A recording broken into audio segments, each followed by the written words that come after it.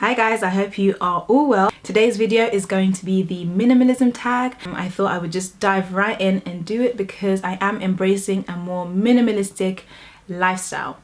What drew me to minimalism? Okay, what drew me to minimalism is the fact that I was about to move to a different country and I couldn't take everything with me. I pretty much had to cut everything down to about, well, I couldn't physically carry the stuff. So I only took a limited amount of things. I pretty much took one suitcase and a backpack, and that's all I needed. I actually had more than enough things. I didn't even use every piece of clothing in my suitcase.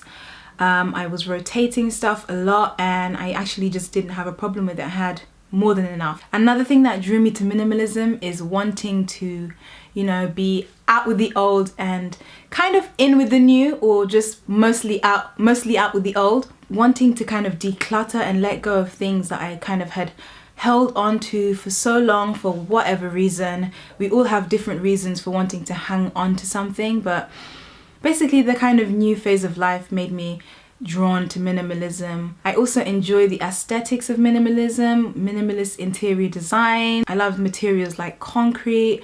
I also like white walls and kind of just clean surfaces, wide spaces, big windows, things like that. Not that I have big windows or like concrete floors and tables, but I enjoy that aesthetic.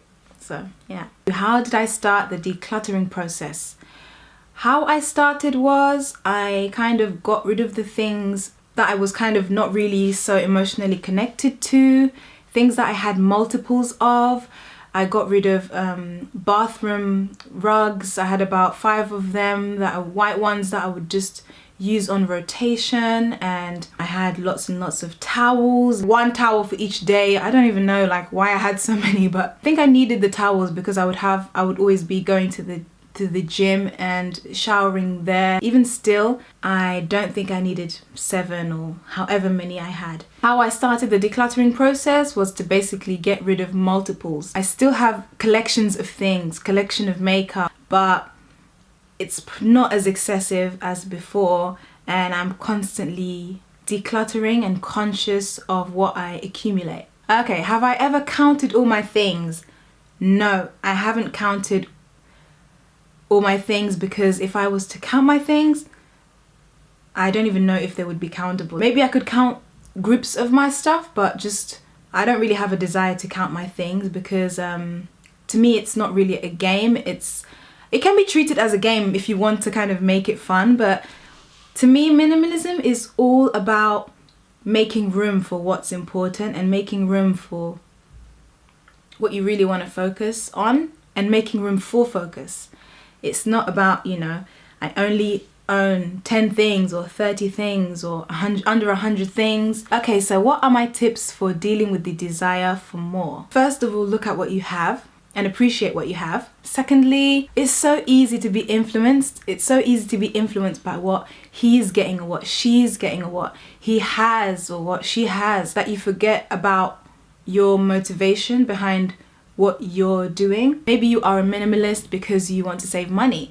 Maybe you are a minimalist because material things don't mean much to you. Maybe you are a minimalist because you literally physically don't have the space to contain all those things. Sometimes in life you can be forced into minimalism, and it teaches you a lesson. I kind of saw minimalism as an escape, a way to escape all the clutter, basically all the clutter, all the materialism of this world. When it comes to dealing with the desire for more, I just think it's important to appreciate what you have. Aim for more, aim for the ability to have more if you choose to have more, but not necessarily for the physical material thing. You can if you want to, but just because you can doesn't mean you have to. I think it's always good to have maybe something in the long term to look forward to, and that can be a really good way of dealing with the desire for more.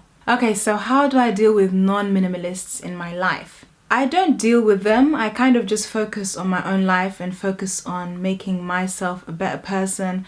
I think when people maybe see that you are cutting back on stuff and trying to minimize accumulating, maybe they might happen to be inspired. I don't really deal with non-minimalists in my life. I kind of just live my life. I can say that, however, I did help my mum to declutter.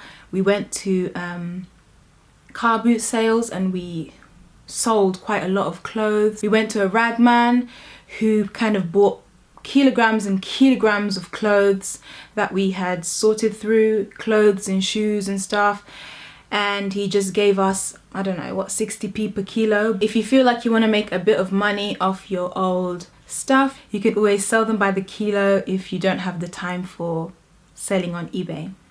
So yeah, my mum kind of decluttered quite a lot. It was hard for her at first, but then she kind of got into the swing of it.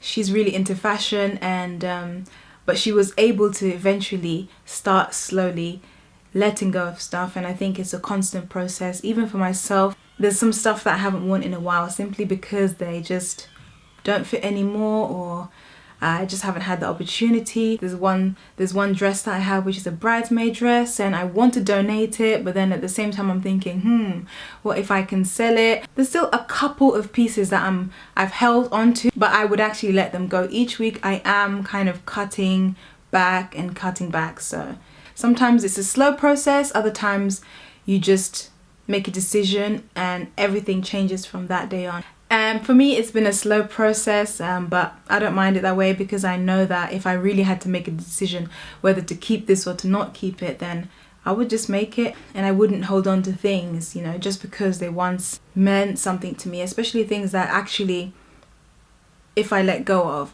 I would never really think about. So yeah, that's another way of thinking when you let go of things.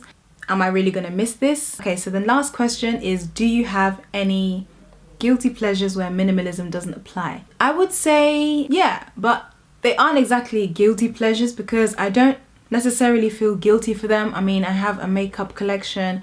It's not a massive collection. I realize I don't reach for absolutely everything in my makeup collection, but I don't necessarily feel guilty about it. So yeah, I've not yet had to make any decision about completely cutting everything down to one suitcase. I know I could definitely still cut back more. Now that I think about this guilty pleasure thing, I feel like makeup is that guilty pleasure because I still purchase lipsticks. Maybe I justify it by the fact that they are quite small, and I'm like, it doesn't take up a lot of space, so it's fine.